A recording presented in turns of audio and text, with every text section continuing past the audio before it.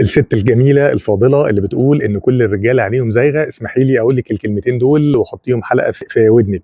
تمام؟ هل الرجاله كلهم عينيهم زايغه؟ الاجابه طبعا لا. طيب بس احنا بنشوف ان كل الرجاله بتقول ان هي بتحب الستات وتبص على الستات، الاجابه ايوه فعلا صح. طيب منين انت بتقول لنا ان هم عينيهم مش زايغه، ومنين انت بتقول لنا ان ايوه ده بيحصل وفي نفس الوقت انت مش شايف ان هو زوغان عين؟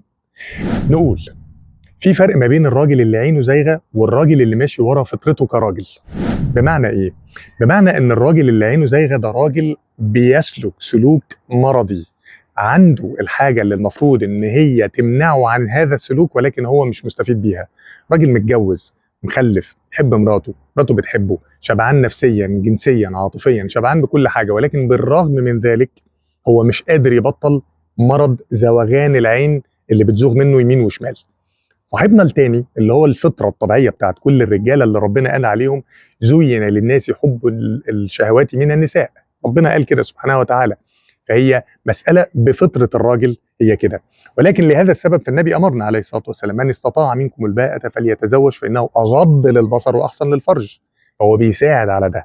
فالمفروض نتجوز نغض بصرنا، واللي مش بيغض بصره هو مريض، والمفروض ان احنا ناخد بالنا.